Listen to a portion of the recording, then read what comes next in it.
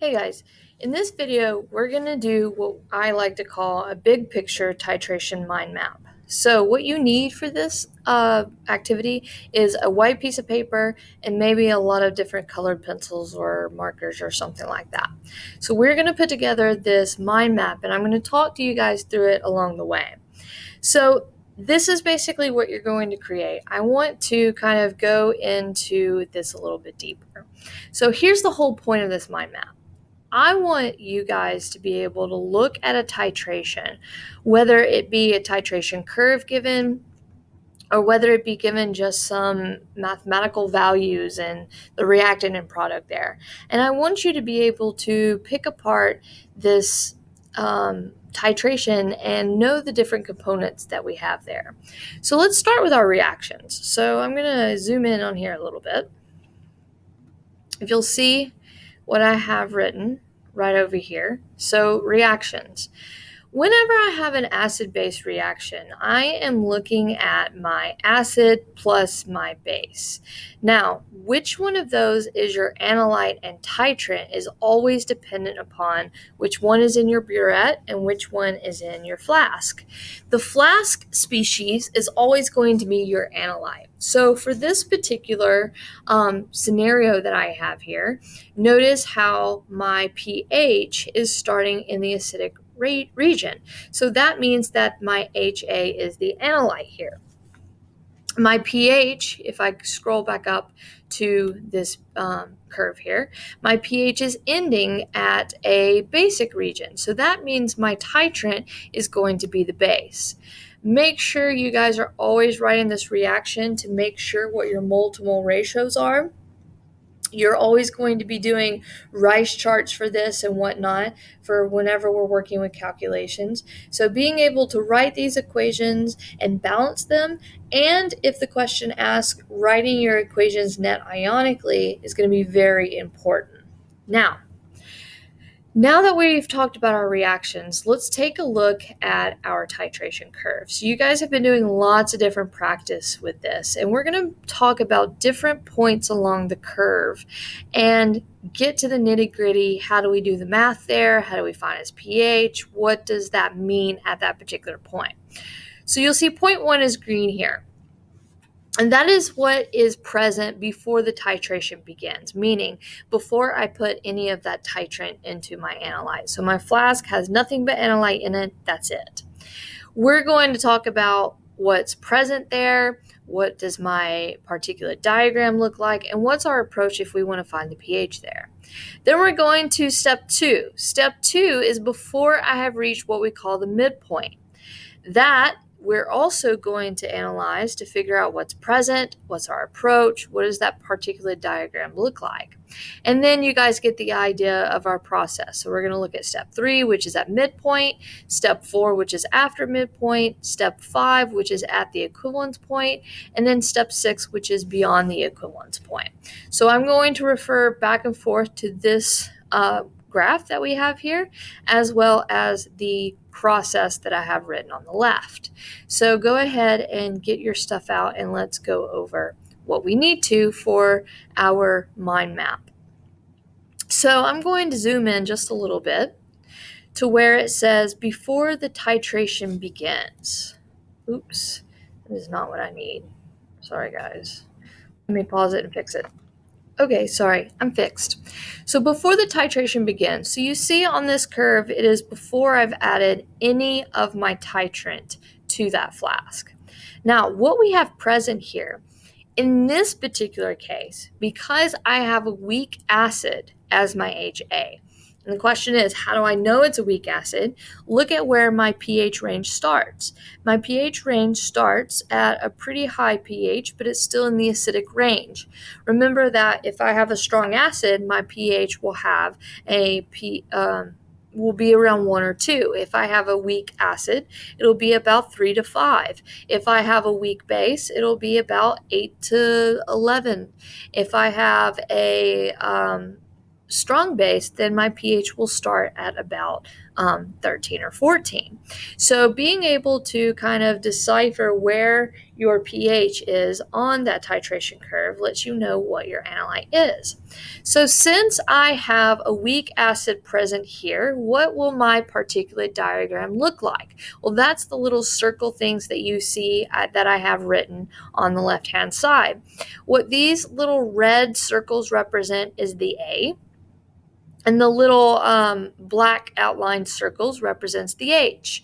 Notice, since this is a weak acid, that I only have partial dissociation.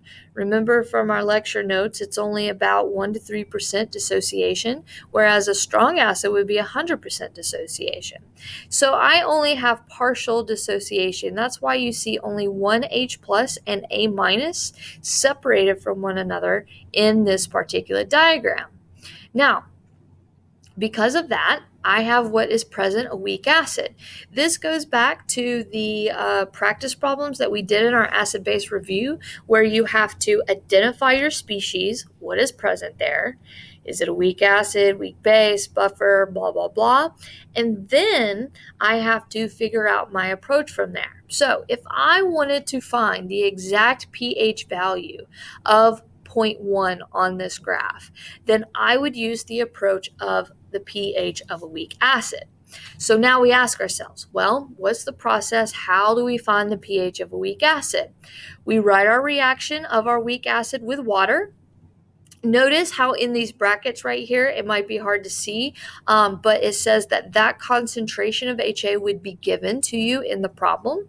And then I would fill out my Rice chart, plug my values from the Rice chart into my Ka expression, and that would be X equals to the concentration of H3O plus, and therefore pH is equal to negative log of that value. So we all know how to take the pH of a weak acid now.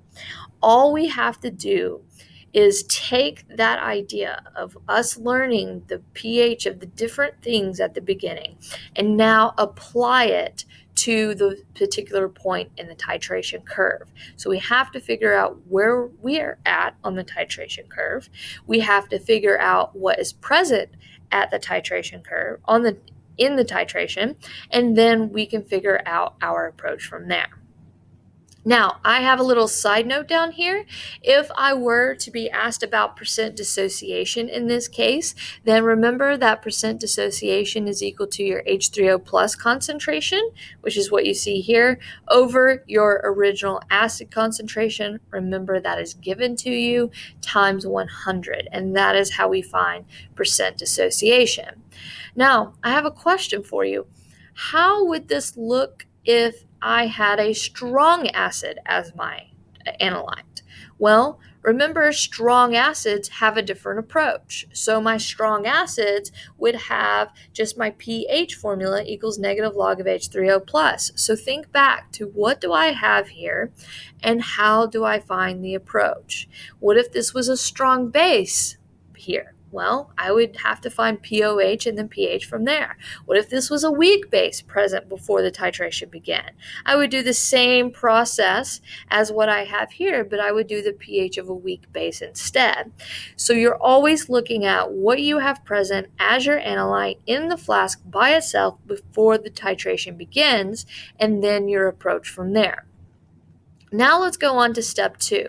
Notice how step 2 through 4 are in something very important, which is what we call a buffer region. Remember, a buffer is a combination of a weak something and its conjugate, aka its salt, put together and floating around in there, so that way it can neutralize any strong acid or strong base that comes in. Because of that, because you have both components, a little weak something, either acid or base, or a conjugate acid or base, because you have both parts of an acid and a base part, that means that we can neutralize the pH, and therefore our pH resists in change. And that's why we see in this graph here that our buffer region does not change very drastically as far as pH goes. So let's talk about what is our approach, what do we do here? First of all, what is present? what we have present is not only weak acid, but also a basic salt, which is its conjugate base. And we know that anytime we have a weak acid or a basic salt conjugate base, that we have a buffer present. So we have a buffer present here. So what is our approach? Our approach is the pH of a buffer with an invader. And in this case, our invader is the strong base, which is the titrant. Your invader is always going to be your titrant. So if we look at this particulate diagram, what do? Well, I know that I have some HAs present here, but I'm also going to create some water molecules and some Na pluses from NaOH and some A minuses. So not only do I have HAs present, but I'm also going to be creating A minuses. Notice how originally here I have 0 A minuses and I'm starting to make it. So as I'm making it, I am creating a buffer. So what do we do for our approach? We have to use the pH of a buffer with an invader approach. Remember that what we do there. We use the HA quantity given. We use the OH quantity given. Now, because we're not starting off with a buffer, we're just making a buffer in this instance, then I am going to start with my A minus as 0. This is a little bit different from the buffer practice problems that we had, in which we already had the buffer there, and then we were adding strong acid and strong base. For these titrations, we don't at the very beginning have a buffer. We are creating the buffer by adding the strong base, or if this was a different titration, strong acid, whatever the titrant is. So I am going to have my titrant as my limiting reactant, just like we've been working with problems before, and that is going to dictate how much HA I have present, as well as how much A minus I have present. So you see why we have a buffer here. HA is present, A minus is present. Those two things are involved in our pH calculation when we are working with buffers. Now, which quantity is going to be greater than the other? I am just now making little A minuses. I started out with 0. So right now, before the midpoint, I am going to have more HAs than my A minuses, and that's what you see in red here, that my weak acid concentration is always, before the midpoint, going to be greater than my conjugate base concentration, as long as we're dealing with this particular titration. For number 3, we have what is present at the midpoint. Well, the midpoint is something very special. So the midpoint is when my weak acid and my basic salt are equal in quantity. This is where we have the optimum buffer ratio, because the weak acid is equal to the conjugate base. So what does it look like as far as a particulate diagram? You will have just as many HAs floating around in there as A minuses. And so that's what we see in this picture here. Now, our approach is to still use our pH equals pKa plus log of A minus over HA equation. But because your A minus is equal to your HA, that's going to make this ratio here 1, which remember is our optimum buffer ratio. And if I take the log of 1, that makes this whole quantity that is added to pKa 0. So at the midpoint only is when pH equals pKa. Now you might have to justify why that's the reason. Is because your A minus and your HA are equal to one another at the midpoint. So one little side note that I have here is you can increase the buffer capacity by increasing your A minus and HA in a 1-to-1 ratio, but your pH will always stay the same. And I think we talked about that when we were going over buffers in class. So that is what is present at the midpoint. Now, what is present after the midpoint. So this is step 4 here. See that we're still in that buffer region. We still have a buffer there. However, since what is happening to our concentration, let's go back to this reaction here. Notice how in our reaction, HA is decreasing as I'm adding more titrant.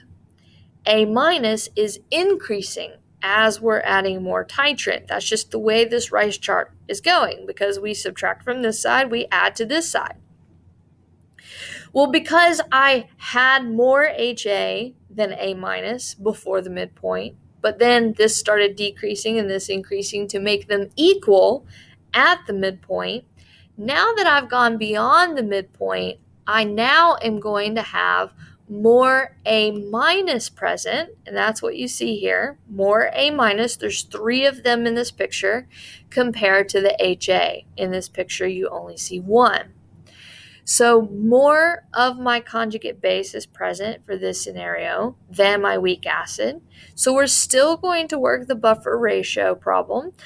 We are still going to write my given HA, write my given OH. Notice how my OH minus, my titrant, is still my limiting reactant because I still have an effective buffer here. And so we are going to plug our A minus and our HA values into our pH equals pKa plus log of A minus over HA equation. Now, remember that for these 2 things, because I am mixing 2 volumes that have 2 molarities, I have to do the M1V1 equals M2V2 approach. I also had that note on the before midpoint thing. So I not only have to do it for OH minus, but I also have to do the M1V1 equals M2V2 for the HA, because they both have concentrations and I'm mixing to find a new volume. So we're going to have to do that at the beginning. And I'm going to go through an example problem with you guys to work on some titration problems. Now let's talk about step 5. So notice step 5 is where that pH spikes. We no longer have a buffer there, and we have reached something that we call the equivalence point. So let's understand what the equivalence point means. The equivalence point is basically when this reaction, HA plus OH minus, goes to completion, meaning not just your OH is your limiting reactant, but your HA is also your limiting reactant. So that reaction is completely used up. I no longer have HA present there. It goes to 0. Because it goes to 0, that's why we no longer have a buffer, because we don't have HA and A minus both present there. And because of that, all that we have present left over, let me go back to the equivalence point one. Here we are. All that I have present is my little A minuses. Notice how my HA is going away, and it has completely been used up. So now that I have my A minuses, I have just my basic salt, aka my conjugate base, present there. So since there is just a salt here, how do I find the pH? My approach is find the pH of a salt. So how, again, do we do this? Well, we have to take our salt written down. Notice how our salt is the product in the reaction over here to the right. I take my salt and react it with water. What you should notice is that it's just the reverse reaction of what I've written originally. That's what our salt in titration equations are. It's just the reaction in reverse. So now I take my salt, and that concentration has converted to A minus of whatever I have originally. So I have to do M1V1 equals M2V2, because that is how much of the salt that I have there. It has changed volume. It started with a concentration, now it's changed to volume, and I'm going to work out my rice chart, use the proper K value. Since this is a basic salt, I'm going to use a KB, solve for whatever X is representing, which in this case is OH minus, find POH, and then find pH from there. So since this is a conjugate base, this is a basic salt, my pH of salt approach is what I am going to use to find the pH at that particular set. Then we go to the very last step. Now our very last step is step 6. So I've gone beyond the equivalence point. Okay. Now what do we have present here? We still have our conjugate base present here. So you see the little A minuses that are in red, but I also have excess OH minus now. So if we go back to this reaction where we kind of had our rice chart idea, HA was now my limiting reactant, and now I have excess OH minuses. So I can work just a stoichiometry question or stoichiometry approach with HA as my limiting reactant to figure out how much OH minuses that I have present. Once I know how much OH concentration I have present, I then can find my pOH and then my pH from there. So my approach is just stoichiometry. My analyte is now my limiting reactant. I work a rice chart and go from there. Notice after you have reached step 1, where I'm now mixing 2 volumes, you're always going to have to do M1V1 equals M2V2 to find the new concentrations because I am changing that volume of that molarity of whatever species it is. So these are the different points and the different approaches as I'm going through the titration curve. And if I want to calculate the pH at every single one of those points. Now notice that this might look a little bit different if I have a weak base with a strong acid titrated. It will just be the opposite. So for the midpoint, you'll have more weak base than your conjugate acid. So it's just reverse. It's just the flipped if you are working with a weak base, strong acid titration. Now here's the last thing I want to go over before I leave you be. I know now basically what these curves should look like. I know what should be present at those points of the curve. I know now how to find my approach and what my particulate diagram will look like. Well, how can I read a question and just automatically know at which point that I'm at? And the answer to that is you always have to know what we call a reference point. Your reference point is always your equivalence point volume. So if we go back up here to this graph, if I know my volume at equivalence point, I can automatically figure out my midpoint because it's just half of the volume of the equivalence point. I can also, if I know my equivalence point and midpoint, know if I'm before the midpoint, after the midpoint, or after the equivalence point. So you always have to, whenever you have titration calculation questions, figure out your reference point first. And that reference point is your equivalence point volume. If you know that, you can figure out where you're at on the titration curve. So therefore, what is present and what's your approach. Now let's talk about how you do that calculation. And you guys have already done a little bit of that in your titration curve practice. We will be given the molarity of our analyte and the volume of the analyte. So from there, we can figure out the moles of our analyte. Then we do a mole to mole ratio. Remember, this is to the mole to mole ratio from your balanced equation, and that will give you how many moles of your titrant you have. You will also be given the molarity of your titrant. So if you know the molarity of your titrant, and now you have figured out the moles of your titrant, you can solve for the volume of the titrant at the equivalence point. Now again, remember what that means. The equivalence point means that all of your titrant and all of your analyte have reacted with one another. And so they're both going to completion. They're both going to be 0 at the end of a rice chart. So that is why you can do this process to figure out where you are at on the titration curve. So I hope this kind of made sense to you guys. we are going to do an example problem. I'll probably video it, an example problem going over some questions dealing with titration calculations and what our approach is. So we'll talk more about this in class, and you'll probably have another video dealing with this as well.